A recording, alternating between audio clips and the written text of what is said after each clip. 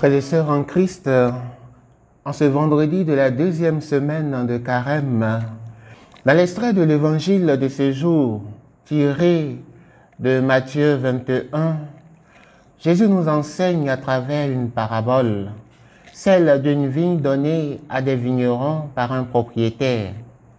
Ceux-ci, au lieu d'en prendre soin, afin de percevoir les récompenses à venir du propriétaire de la dite vigne, massacrent les serviteurs du propriétaire ainsi que son fils, l'héritier.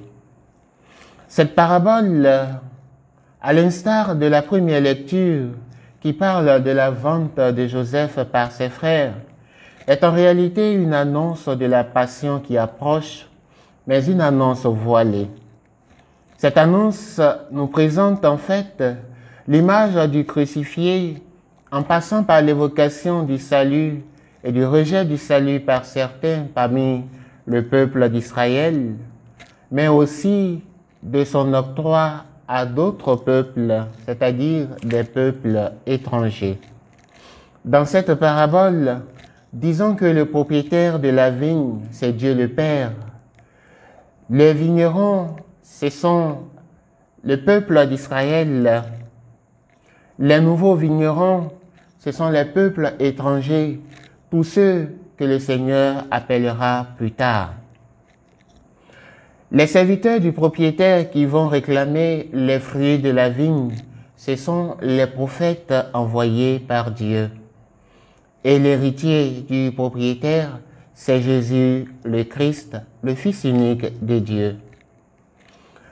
Parce que Dieu aimait l'homme et parce qu'il ne voulait pas l'abandonner, Dieu, en tant que propriétaire de la vigne, envoya ses prophètes, les serviteurs, envoyés auprès des vignerons, pour que les hommes retrouvent le chemin du salut, le chemin du royaume.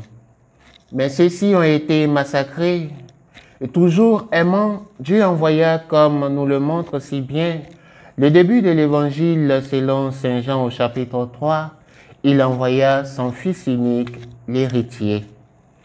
Le Fils aussi ne fut pas épargné, il fut tué et de manière horrible, comme on le verra à la croix très prochainement.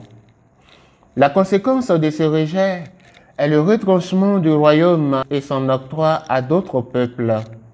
En effet, en rejetant les prophètes et le Fils de Dieu, le peuple d'Israël en général a ouvert la voie au salut à un nouveau peuple, constitué cette fois de tous ceux qui croient au Christ.